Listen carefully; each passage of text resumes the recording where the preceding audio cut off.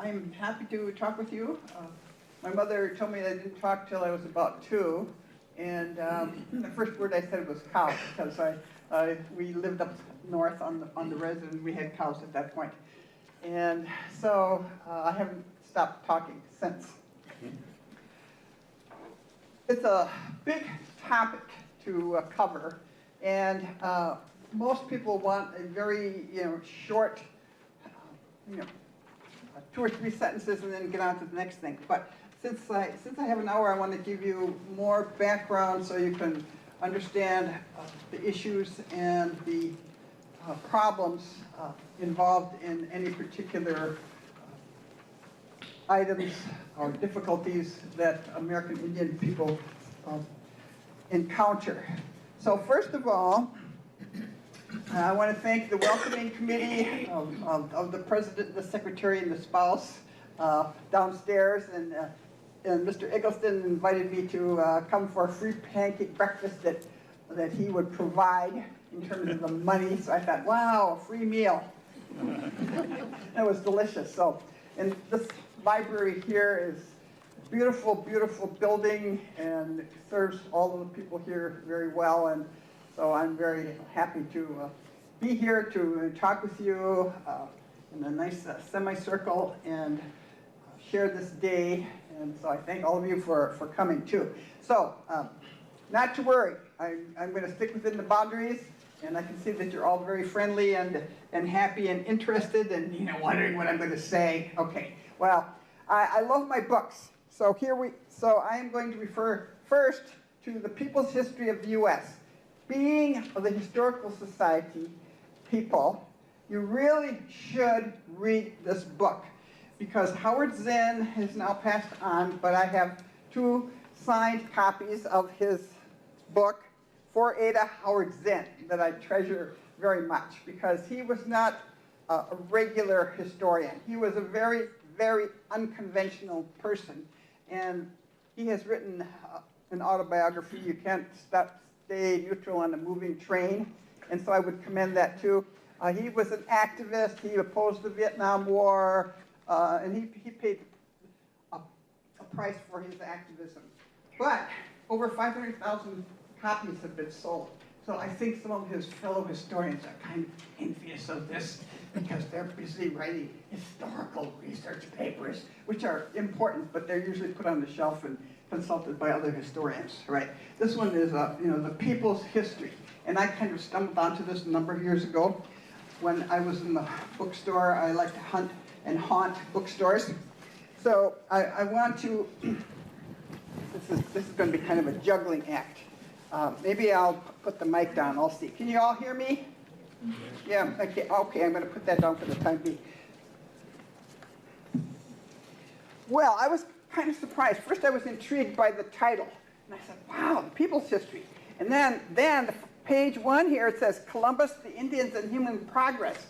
Well, I mean, they're starting out with Indians. Usually Indians are at the back of the book, and then there's 2 sentences and 2 paragraphs or 2 pages. So then I'm reading this, and I said, wow. So people always want to know what the Indian problem is. Notice there's only 1 Indian and 1 problem, right? Okay. Never mind that there are over 565 federally recognized tribes.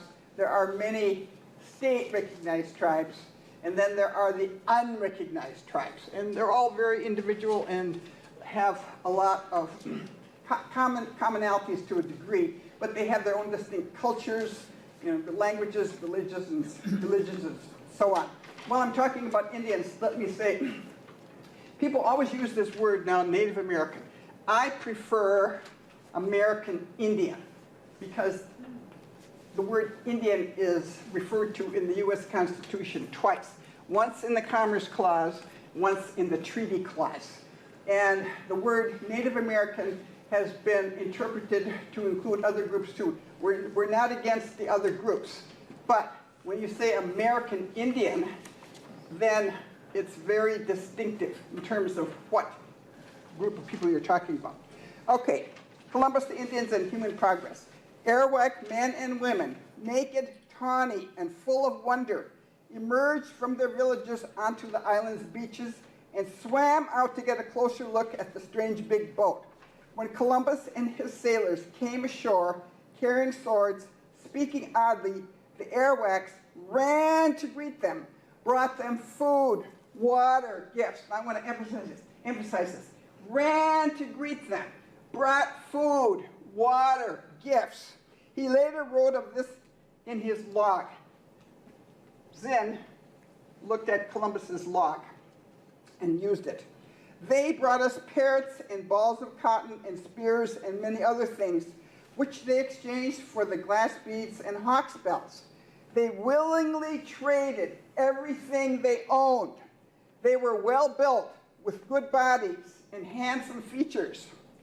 They do not bear arms and do not know them. For I showed them a sword, they took it by the edge and cut themselves out of ignorance. They have no iron, their spears are made of cane. They would make fine servants. With 50 men, we could subjugate them all and make them do whatever we want. So this clash of cultures continues to this very day. Mining, you have the corporations up there, they want to make money, right? And then you got the Indians up there and other people too who want to preserve the water, to preserve the land, thinking of people, 7 generations and not just the immediate bottom line. So this clash goes on across the country, not only among and near Indian tribes, among tribes and other entities, but also the environmentalists are involved in fighting the exploitation and the development that harms the environment. Now I know this gets to be very controversial, but I just want to say that from the beginning of this encounter, we see the difference in opinions.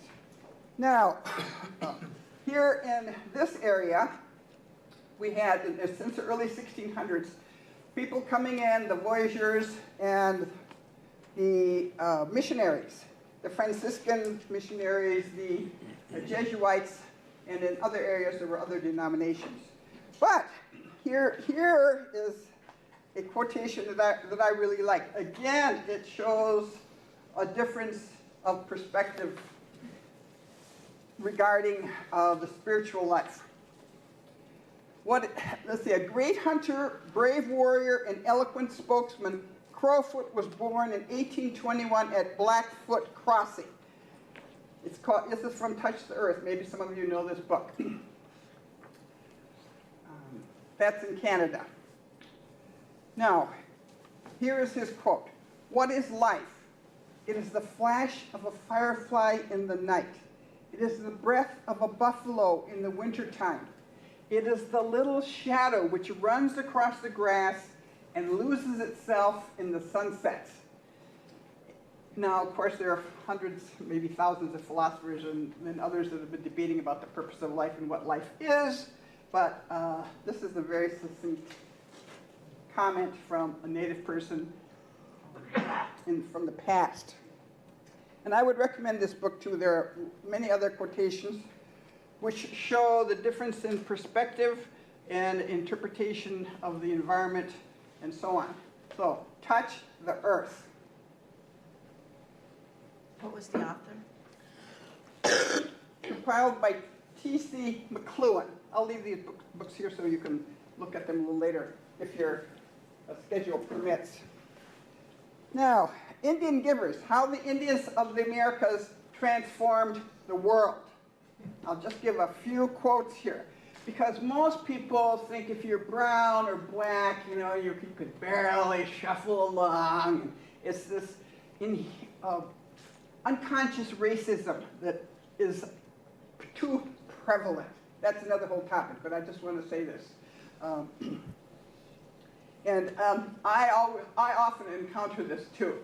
I became the assistant secretary in the Department of Interior, assistant secretary for Indian Affairs. And people were kind of curious about this, but I could tell they're really questioning, like, what is she doing here? How did she get here? That's another whole story. However, I'm well educated. I can talk. I can argue. And I like to tell this to the lawyers that, and I do appreciate the law because it's such an important thing for all of us. But I said I like to tell this to the lawyers that I am a law school dropout, but I succeeded anyway. Right? Okay, so apologies to the lawyers here. You know, my sister's a lawyer, and I have many, many good friends that are lawyers. All right, so my point in telling you this is that, and we see this in the papers here, we're talking about the achievement gap. Well, these little kids, you know, we don't know about them, you know, if they're going to be able to achieve like they should and could and so on. Well, there's no real appreciation of the contributions of people of culture. You don't get this in the educational system. And many people are really curious, and I give you very credit here for wanting to hear about this one aspect. I'm doing Indians 101 as quickly as I can. But one of the problems is that people have no information about people of color, not just Indians, but other people. And so there's lots of questions about it. And then there is this inherent idea that, you know, white is right. Now, I have a white mother, I have an Indian father, and I claim everybody, whether they want me to or not. I have an agenda for everybody, too. Okay? All right. Wealth. The Indians gave us gold and silver from the Americas, was the source of major economic and trade expansion in Europe, and eventually led to the Industrial Revolution. The ore was mined largely with Indian labor. Just getting out of the earth forced the Indians and Europeans to refine and create undreamed of industrial techniques and systems. Food, we all like food. And I was really surprised too when I read this.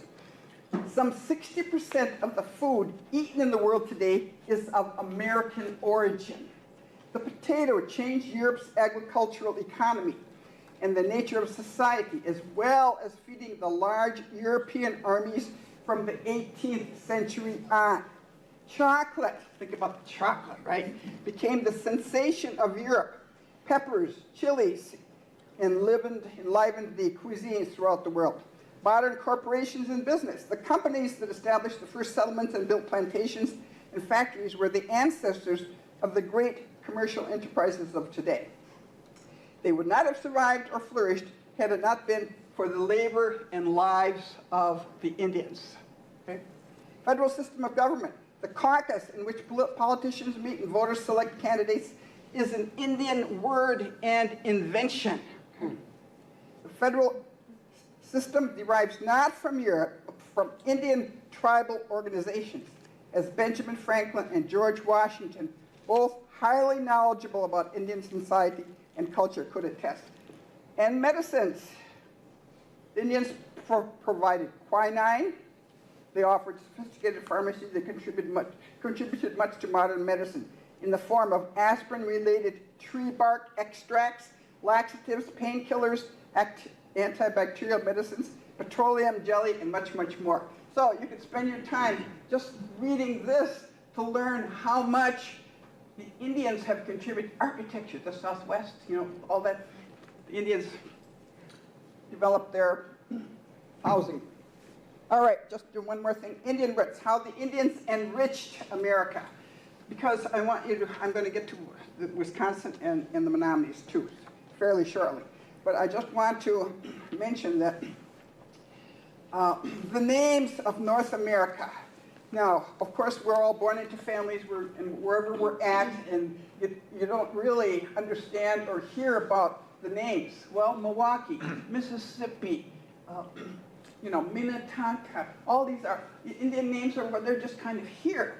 You know, there's Peoria, many, many other names, Dakotas.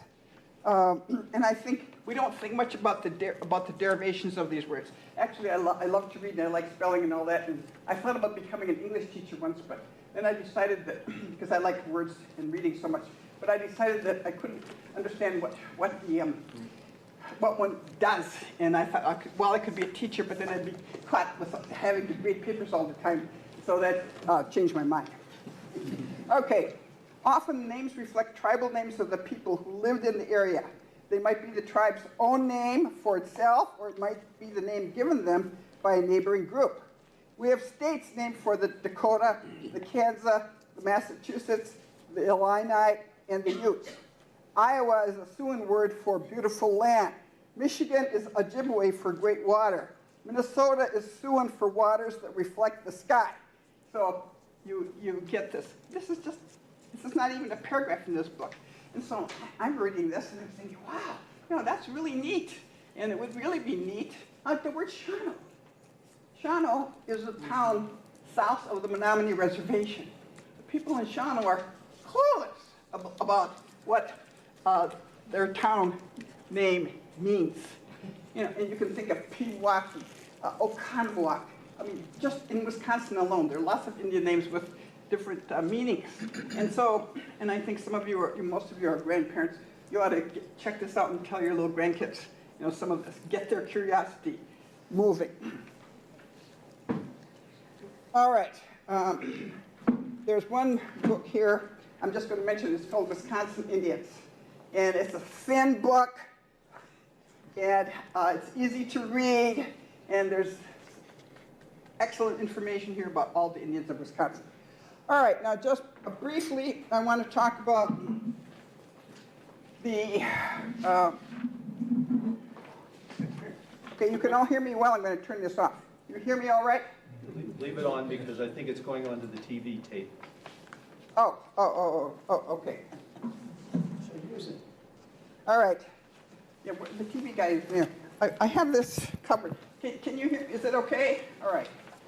Okay, we hear this word tribal sovereignty a lot. And I want to just give you a couple definitions. Indians are an enigma for lots of people. And they don't understand that there's a distinct difference between Indians and all the other groups. They always, even now at the university, they want to put Chicano studies, Indian studies, and all these, put them all together, and then we'll be on with the next thing, right? Well, it'll be interesting to see, because Indians always lose when they're in with some group, and we're not just another ethnic group. We are mentioned in the Constitution, and in a very famous decision, Chief Justice John Marshall in the 1800s characterized Indian tribes as domestic dependent nations. And that's what we are. What are treaty rights from 1777 to 1871? That's almost 100 years. U.S. relations with individual Indian nations were conducted through treaty negotiations, and many treaty rights have been upheld by the Supreme Court. The latest one was the Voigt decision back in the 80s, where it was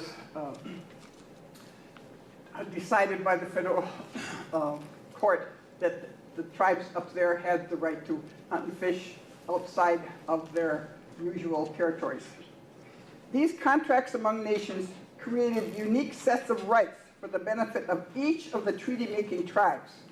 Now, my tribe, if you read in there, you'll see that we had over 9.5 million acres of land here in Wisconsin. And we ceded away most of that.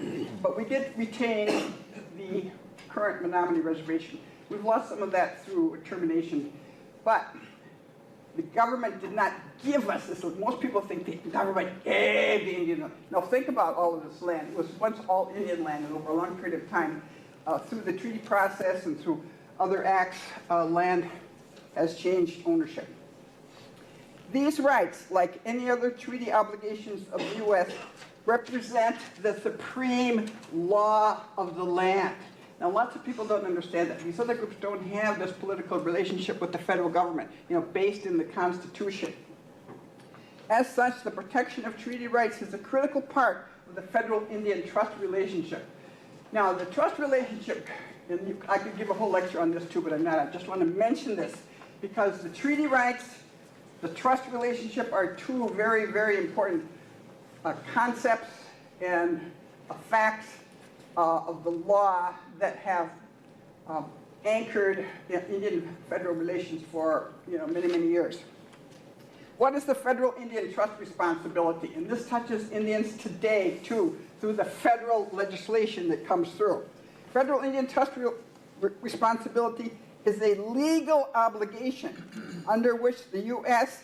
has charged itself with moral obligations of the highest responsibility and trust toward Indian tribes. This is from Seminole Nation versus U.S. in 1942. So when you think about all the people of color in our country, you have to understand that the Indians have a political relationship with the federal government, and these other groups do not. Now, it was first discussed by the U.S. Supreme Court Justice John Marshall in Cherokee Nation versus Georgia in 1831. Now, the Cherokees fought the attempts then to take them out of their land and move them west. Now,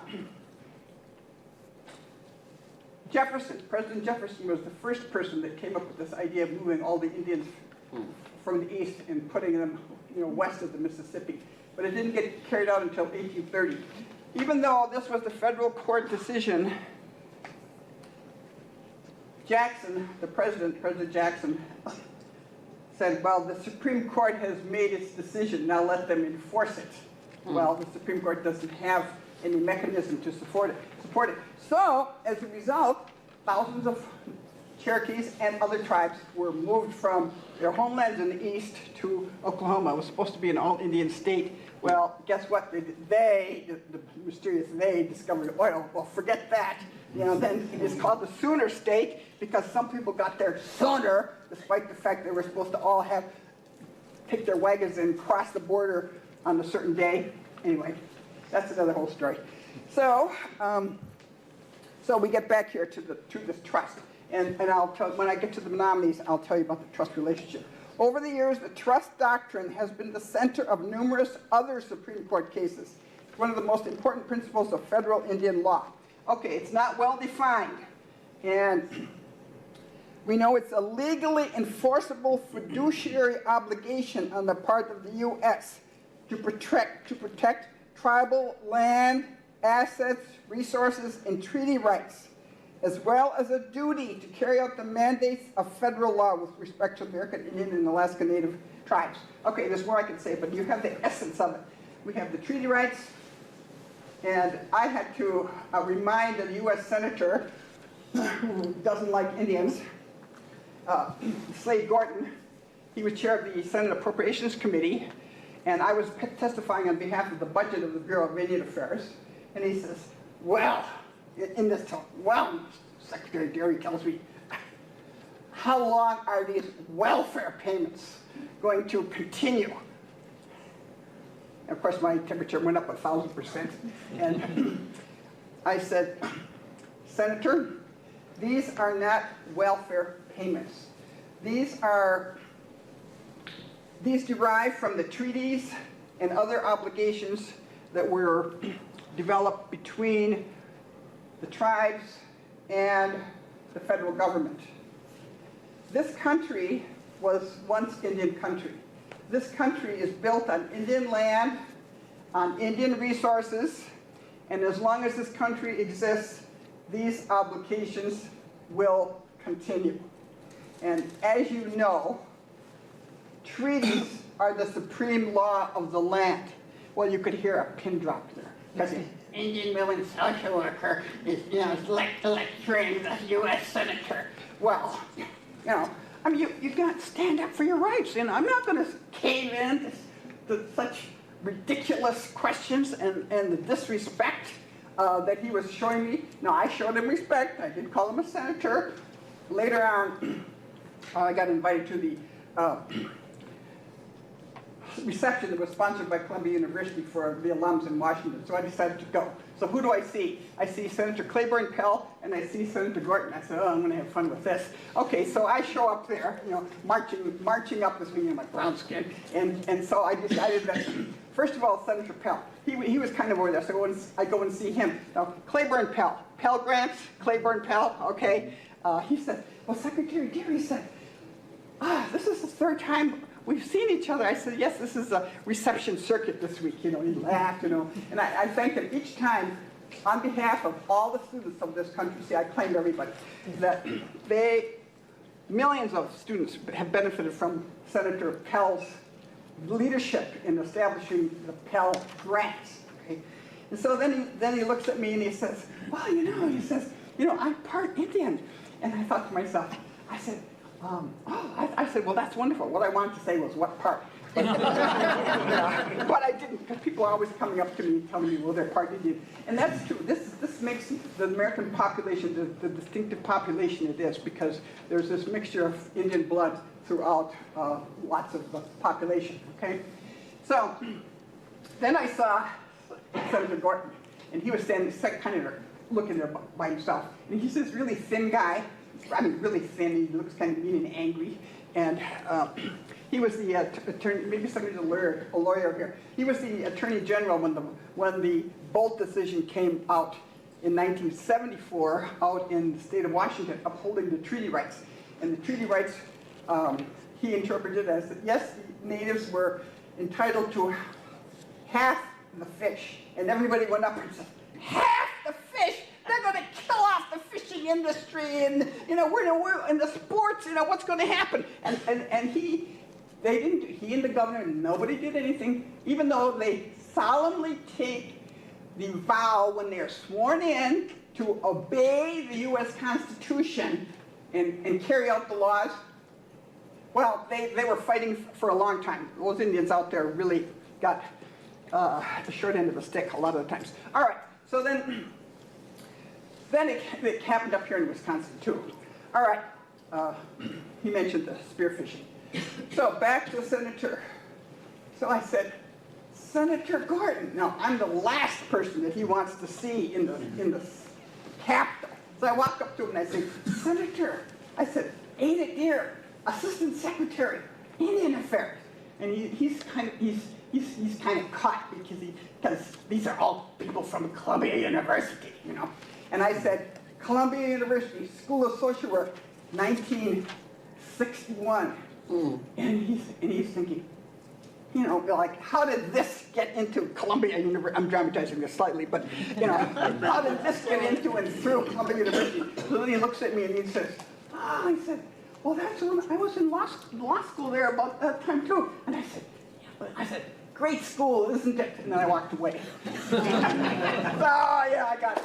But anyway, so you can't be bowed down by all of this. You have to really get in there and keep fighting. All right, so I'm getting off my topic here about the trust relationship.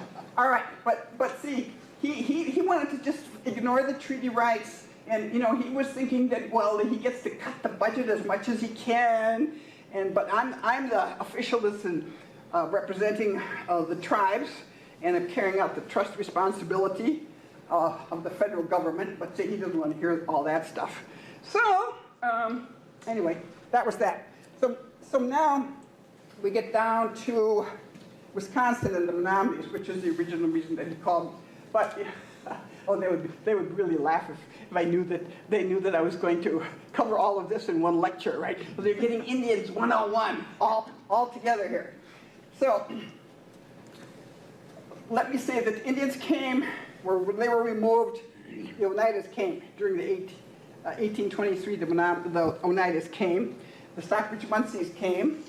Menominees are the oldest or the longest residents here in Wisconsin.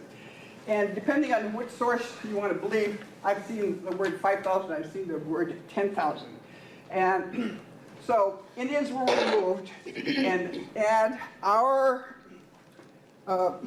Chief Oshkosh, here's the chief, he was the chief of the tribe during that particular time. And this is our Aboriginal homeland, this area of certain areas in Wisconsin. And so he was thinking of the benefit and of the welfare of the tribe. So he says, well, and I'm paraphrasing some of this, but we were supposed to be moved to Minnesota. Anybody here from Minnesota? Nobody. I like to tell this story from Minnesota. So he sends some of the scouts over there to Minnesota, and they're looking around. And then they come back, and he said, Minnesota has poor game, poor land, and is unfit for Menominees. And so our chief negotiated with the federal government, and so we didn't get removed. Now, the Ho-Chunks got removed. They were supposed to stay in, they were supposed to go to Nebraska. As a result, today there are two tribes. It's called the Winnebago tribe of Nebraska. But the Ho-Chunks here got a new constitution in, I think it was 1994. And I was happy to fly back and approve their constitution. The constitutions have to be approved by the federal government under the current laws. And now they took back the name that they originally had, which was Ho-Chunk. So they were here too, but not as long as we are, the Menominees. So we resisted removal. The next one, and we established, our reservation got established, which is still there. And that was the mid-1800s. The 1855 treaty was very important to the Indians out in the Northwest, and that was the treaty that the Bolt decision came from. And in our treaty, it said that this land would be held as Indian lands are held, as a homeland for the Menominees. So that's really important, because when I went to Washington to lobby for Menominee restoration, I would quote that, and I would always, I like telling the bureaucrats, especially the Bureau of Indian Affairs, that they really needed to check out the treaties. And they're kind of looking at, they're looking at their memos and all this other stuff that they're inundated with all the time. And treaties weren't on their mind. All right, so the next big thing then was 1887, the Indian Allotment Act. It was a terrible act. Every individual Indian was given a piece of land. Sometimes it was 40 acres, sometimes it was 160 acres. The idea was to break up the communal lands of the tribes. And because of that, over 90 million acres of land were lost. People today always say, well, why are the Indians so poor? Well, they took away the land, they tried to crunch and crush the culture. I'll get to that in a minute, because all the tribes were subjected to variations of this.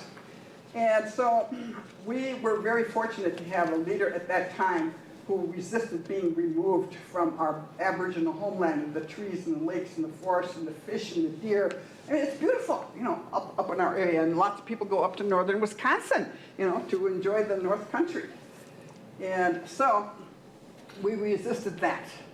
Unfortunately, many people who got these little plots of land lost it, because they had this idea of paying taxes. They didn't understand that, so they lost it. They didn't pay taxes. No one gave them, they didn't have listening sessions to explain all this to them. They just passed a law, and that's what happened. So lots of people lost their allotment. There are some lands today that are still held individually, but a lot of land was lost from Indian ownership. But we Menominee said, no, we don't want that. We did not take that, and we have the largest piece of land for a reservation of all the tribes here in Wisconsin as a result. What happened? There's now checkerboards, Indian white in a lot of the reservations, not only here in Wisconsin, but in other sections too, and it creates a lot of problems for everybody. State jurisdiction versus tribal jurisdiction, it's a problem. Okay, so we have the reservations, we have allotment, we had removal, and the last, well, there were a number of other acts. But we have the 1924 Indian Citizenship Act. Most people don't understand that the Congress passed a special act conferring citizenship on tribes and Indian individuals.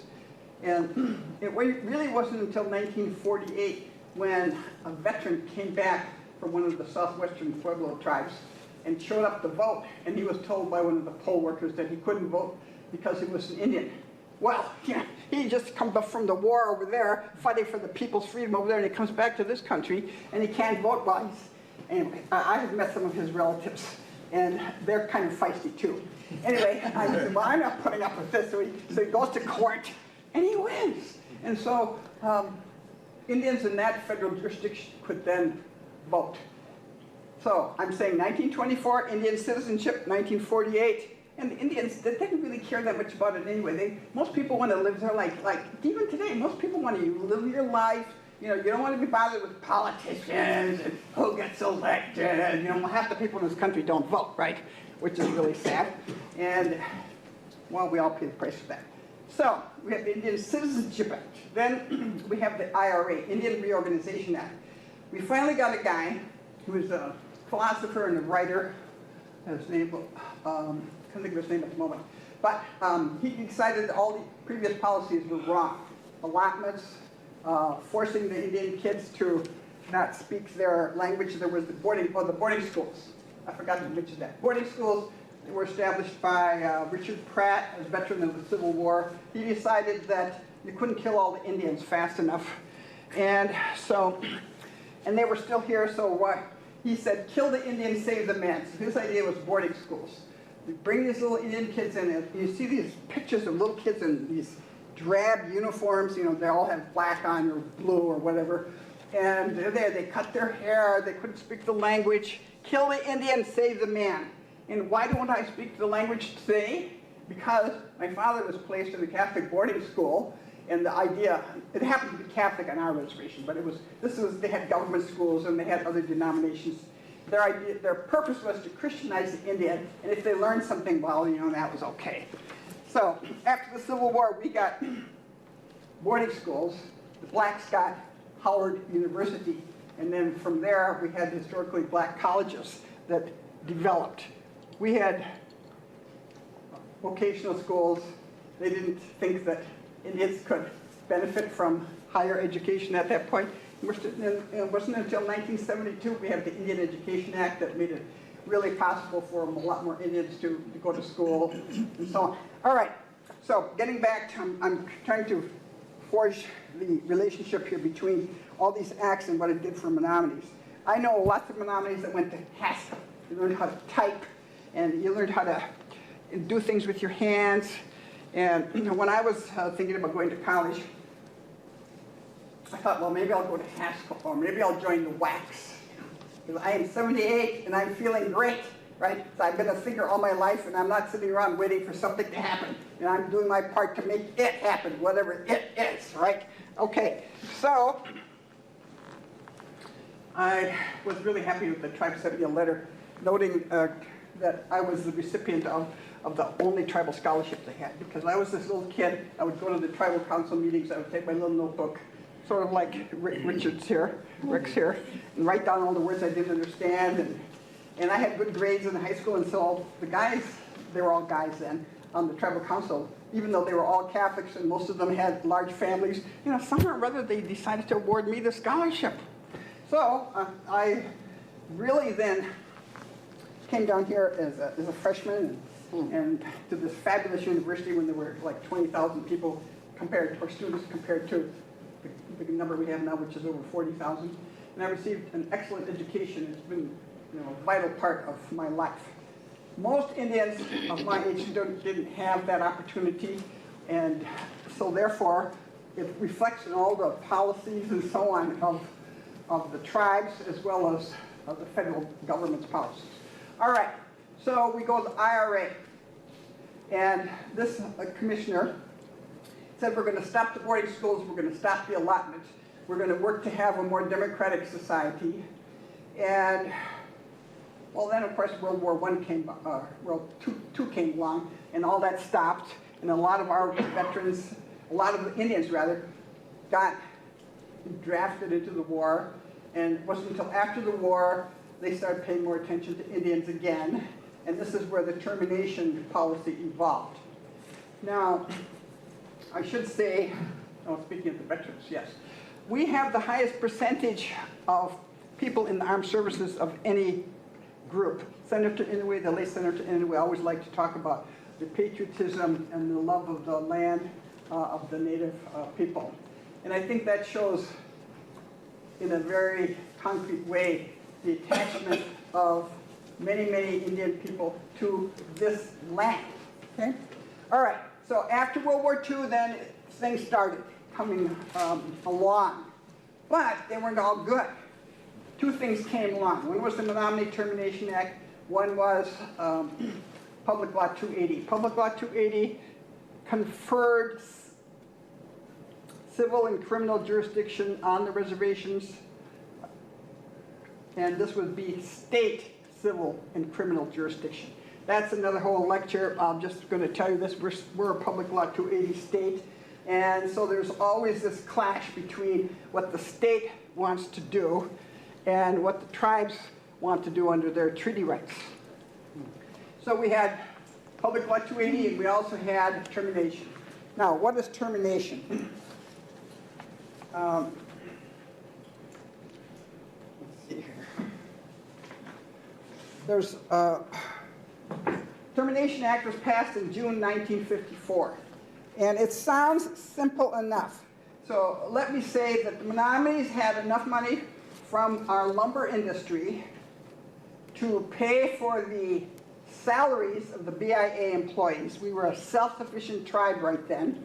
My father spent many years working in the tribal lumber mill. And the Termination Act changed all that. We won, well, let me back up for a second here. There was a huge storm. It blew down all kinds of trees on our reservation. And so our tribe carried on the suit against the federal government for mismanagement of trust. Now, this took years and years and years to happen, okay? And they won the suit, so then they won $8.5 million.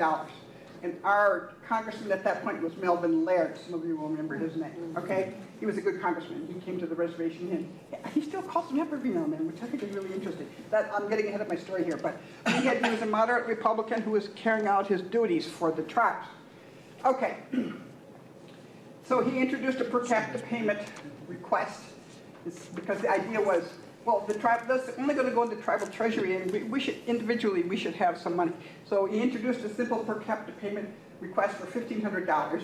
It passed the House in that way. It gets over to the Senate, and Senator Arthur V. Watkins, a Republican from Utah, said, well, if they want their money, they're going to have to agree to termination.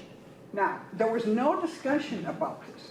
No hearings, nothing. This is a huge policy change by the federal government toward Indian tribes.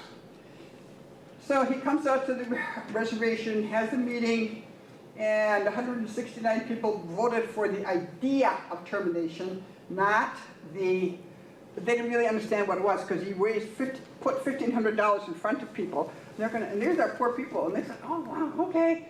Well, then they started thinking about that later, talking about it. Then they decided, no, they don't want that. And they had a big petition with over 800 signatures. They sent it to Washington. Of course, nothing happened. And so we got terminated. Termination Act, 1954. The land became subject to taxation. The tribal rolls were closed. There were 3,270 people on the rolls at that time. The tribal government was abolished. The hospital was closed. My mother was a nurse, and she started speaking about the violation of treaties early on, so the authorities in the tribe, they were going to put up with that, so they fired her. And so our family has paid the price of termination. Many people didn't have an educated person in their family like my mother. And so here's what the Termination Act said. It says, to provide for a per capita distribution of the Menominee tribal funds and authorize the withdrawal of the Menominee tribe from federal jurisdiction. The purpose of this act is to provide for orderly termination of federal supervision over the property and members of the Menominee Indian tribe of Wisconsin. Now, logically, you think, oh, well, the federal government's going to go, then this means that the people there will have the authority. Wrong. I like to tell my students, the humans are not logical and rational. So what happened? People started suffering. The tribal mill, they hired a white guy. Now, again, my mother was white. I don't hate anybody, but they hired a business type. He comes in and looks at this. Well, what are all these men doing? We're not making any money. Now, the idea was that any Menominee who wanted to could get a job at the mill and support their family, right? Now, that had worked for a long time, from the early 1900s up until 1954. And nobody was complaining about the fact that it wasn't making money. It was making enough money, so we paid the salaries of all the BIA people. Oh, I got to tell you this. There was, believe it or not, a farmer that was an employee of the federal government. Nothing against farms. However, these Indians are not farmers. They hunt, they fish, they gather wild rice, and farming is not part of it. My little white mother, she didn't know that. You know, she had some money, so we built a log cabin and had a barn and some cows and horses. And she said, well, you know, my father, her husband, well, he could be a farmer, and that would be different than working in the mill. Well, he's not going to get up at 5 o'clock every morning and milk the cows do all that stuff. He wasn't trained up to do that. He wasn't going to do it. Well, so the cows and horses, except a couple of the horses, they stayed. That went down the tubes. But in my lifetime, they still had a farmer on the res. Well, actually, that's not 100% true. Maybe a few years. Maybe, let's see, I'm 70. That was in the 40s that I remember that when I was this little kid. Even then, I'm thinking, farmer. What's this white guy farmer doing up here? So anyway, I tell you this just to see, even though I was young, I was still thinking and observing, right? My poor mother, I was asking her questions, and I think I wore her out sometimes, but she always encouraged me. So many of you are parents, your grandparents, your aunties and uncles and so on. I'm always looking for teachable moments with all of my relatives. And I feel kind of sorry for my niece, Melissa dear. I have 2 brothers, 2 sisters, 12 nieces and nephews, 14 grands, and my friends' children are always adopting me. So I have lots of children in my life. But when my little niece Melissa was about 6, she says, now what little kid when they're 6 is thinking about growing up? She was a really smart kid. So she said, well, Aunt Ada, when I grow up, I want to be a nurse. I said, well, you can be a nurse, Melissa. But you could also be a doctor. Your mother's a nurse, your grandmother's a nurse, your auntie's a nurse, and they really do good work. You could also be a doctor. Boing! Now she's a doctor. She's a psychiatrist and a family practitioner. Yay! I want to be a doctor, but I don't get along with science. Math, chemistry, all that stuff. Yeah, that doesn't do me, right? But there I was. I'm not taking all the credit, but anyway, I gave her the idea, and then her parents agreed. So here we are. All right, which touches on another topic. There aren't enough Indian professionals in anything because they didn't have public school education. They had a Catholic boarding school education on the reservation. They had a boarding school for some of the time. And they also had BIA day schools. And this gets back down here to the Madison issue of the just expectations. They didn't expect much about kids, Those kids are really smart too. But they didn't get the kind of expectations that they should have gotten in their education. All right, so that's termination. It was a cultural, economic, political disaster. I have met and he's still alive, but he's a very elderly person now. He was a priest in one of the churches down in Chicago. And lots of Indians from my tribe had to leave because they got fired. The guy said, well, we're going to cut this down. It's going to be reasonable. I'm dramatizing this slightly, but they really did fire a lot of them men. And there was nothing. And my tribal people are still suffering the results of termination because it just cut at the heart of the tribe. The land became subject to taxation. The students we were no longer a federally recognized tribe. A lot of the other Indians made fun of us. Well, you Menominee, you're no longer Indians. And well, which is true according to the federal government. If I'd been involved, I was at college, down here. But they didn't have people that would speak up and speak out in an effective way at this point. At any rate, so it was terrible. I myself, out of my little social work salary, had to pay, well, I didn't have to, but I did. I paid the last year of the tuition for my sister. That was $1,000, and that was painful for me to do this because I didn't really have much money. I decided early in life I would be a social worker. You don't make much money. I like money in the rent. I like to live like other people too, but it's not the guiding motivation. So lots of people didn't have anybody like me in their family, and so they suffered. And so we're still suffering the repercussions of that. So one Menominee that I went to see up in Zor, the traditional village, he said, oh, he was Mr. Awanape, such a beautiful man. He said, well, one day, I'm an Indian, and the next day I'm not, but I'm still me. So he had this strong sense of himself, but lots of others. This was too hard. They didn't know what to do. Okay, so meanwhile, the state came up with this. They had a Menominee Indian Study Committee, and a plan was developed. And let me say that the Menominees were not really involved in this. They didn't know what. And actually, the state people didn't know anything either, because this is the first time that this had happened in the whole country. We were the first tribe terminated. We were the first tribe restored. So people were suffering and so on and so on. So it was really sad. Now by that I mean they didn't have any medical care. They didn't have access to any higher education. They didn't have jobs. There was one exploitive lawyer who they all went to, and he didn't really help them. So what happened? They closed the rolls, they gave the Menominees a certificate of beneficial interest, and we were all certificate holders. Nobody knew what that was. And there's a big chart in this book, which I'll just mention. If this looks confusing to you, and you're all literate people, it was very confusing to the Menominees. You have people on the bottom here that are certificate holders. Then you have the Menominee Common Stock and Voting Trust, and they elect the MEI Board of Directors. And on the side here you have the Voting Trust. That's the, that's the Assistance Trust. And instead of, we also got a bond worth $3,000 in the year 2000. But the parents were not allowed to vote any of their children's interests. So instead of the federal government, we had this white Wisconsin Trust Company in Milwaukee controlling 40% of what went on there. So,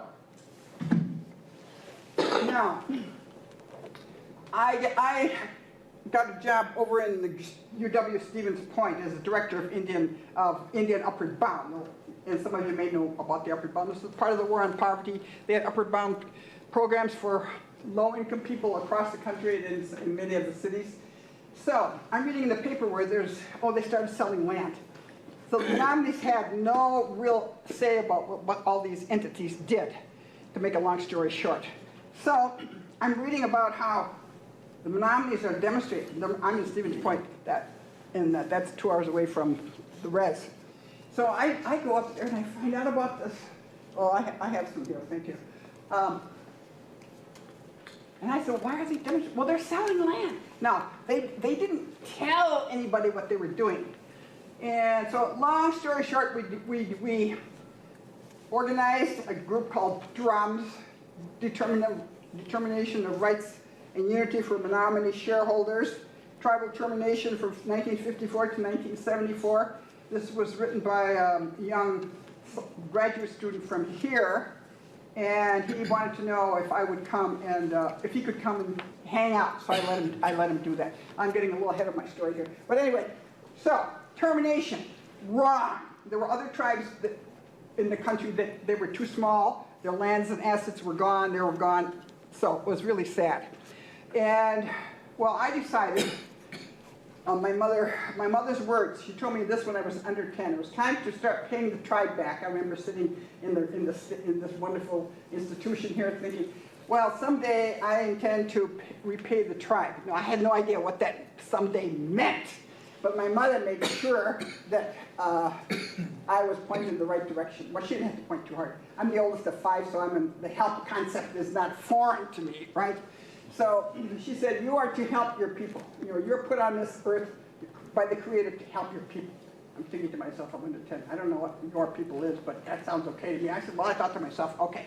So anyway, long story short, the time had come. So I start going up to the res, and all the Indians are in the back of the room, and these guys are sitting there, all the white guys are sitting there as judge and this and the other. And so I decided to sit in front. And then so they kind of pro forma asked if there were any questions. And so I said, well, yes. I'm trying to be polite, humble, the way you're supposed to be. Being a woman, you're supposed to be humble. Well, I'm not, as you can see. That disturbs most people, but tough luck, right? So, anyway. See, I learned early in life, if you're quiet and respectful, this is a very, let's see what I want to say here. It's not quite forbidden. They don't understand if you're quiet and respectful. You're not, they think you're an idiot if you're not out there pounding away and you're running up, this kind of thing.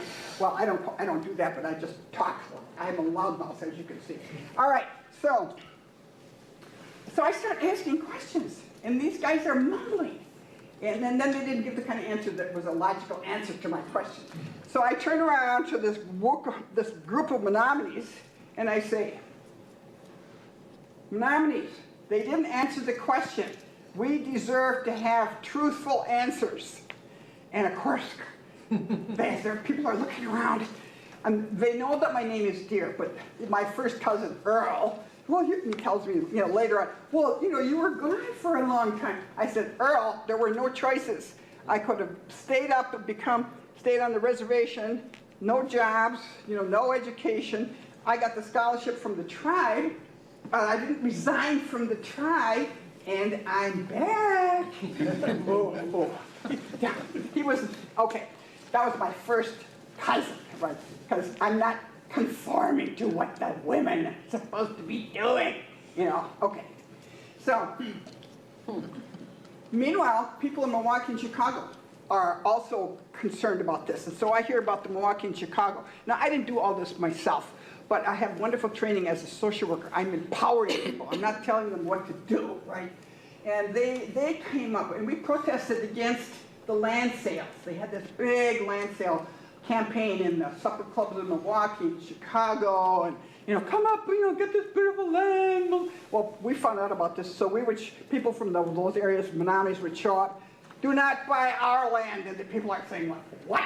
Yeah. Okay, so we started organizing, and to make a long story short, we found a wonderful lawyer, Joe Prolaznik, who was a lawyer for Wisconsin Legal Services. And he found NARF, Native American Rights Fund, based in Boulder, Colorado. It's the NAACP of the Indian world. They assigned 2 lawyers to us for a couple years. And we social workers, we have this process. I said, okay, we're going to draft up the Menominee Restoration Act. And, well, first of all, we had to decide we were going to do this. And people said, well, we have to get the law. I had to talk with my lawyer, yeah, right. Okay, finally, I said, well, we have to reverse this. And he said, well, I don't know. You have to get a law through Congress. He was a lawyer. He knew all this stuff. And I said, well, do you know any other way to correct this? Well, no. I said, well, all right, then we have to go ahead with this. So then we called up NARF, and we had these 2 lawyers, and we started meeting in Milwaukee and Chicago. They wouldn't let us meet on the reservation. We were the agitators, the troublemakers, okay?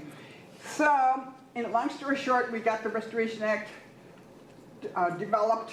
I dropped out of law school. I like to tell the lawyers I dropped out of law school, but I'm a success anyway. Anyway, and I had thought that I would come back, but I decided I already had done what I wanted to do. So I lobbied the Menominee Restoration Act through, and I didn't take any lessons in lobbying. I didn't have a course. I just knew the basics, and I met people along the way. We met people along the way. I didn't do this by myself. We had lots of people, regular people who supported us. They finally let us have meetings on the res. But they had, one time early on, they had 50 people deputized because we marched from our little village of Kashina up to Legend Lake. Maybe some of you have heard of Legend. And they thought there was going to be all this violence. And so it wasn't. So I had kind of fun with some of them. I say, well, hi, Joe. And, and I'm kind of, and I would say, hello, because I know these people. And I kind of upset them a little. I'm being friendly to them when they're trying to exert their authority and earn their keep for the day, right? Okay. So we lobbied I convinced the congressman that could we have hearings on the Menominee Reservation? Oh. I said, our people are too poor, they can't come down here. Well, he likes me, right? So he said, okay. So Congressman Lloyd Leeds, who is now passed on from the state of Washington, we had meetings, we had hearings on the reservation. So we achieved a very historic victory, historic reversal of American Indian policy.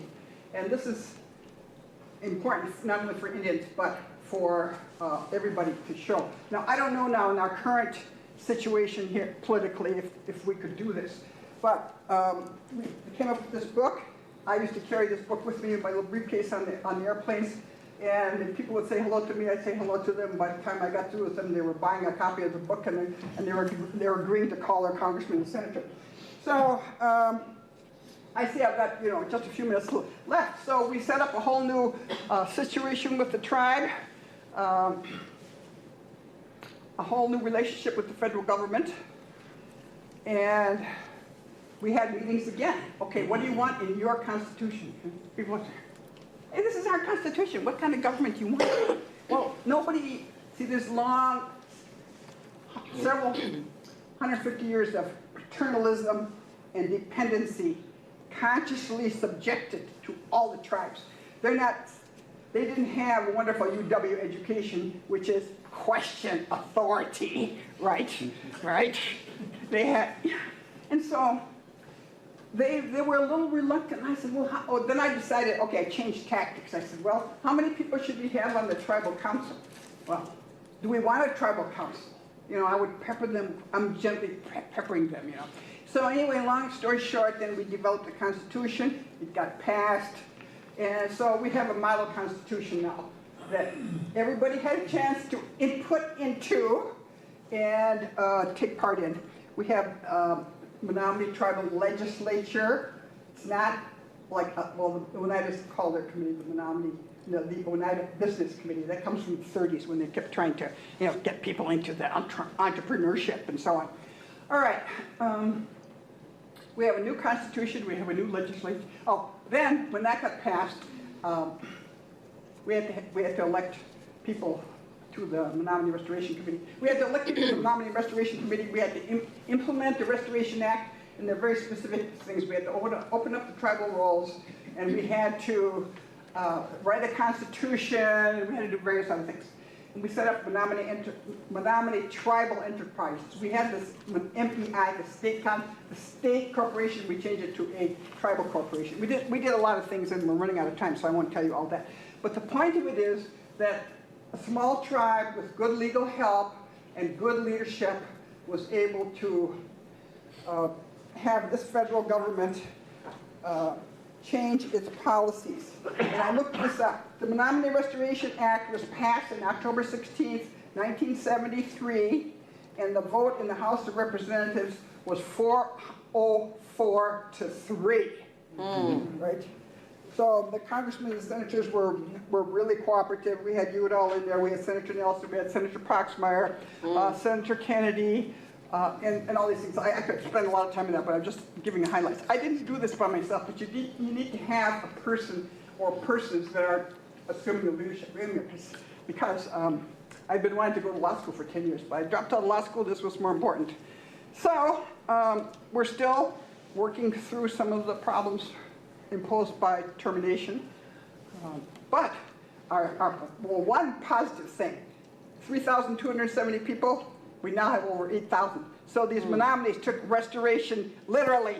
Okay, I'm going to stop.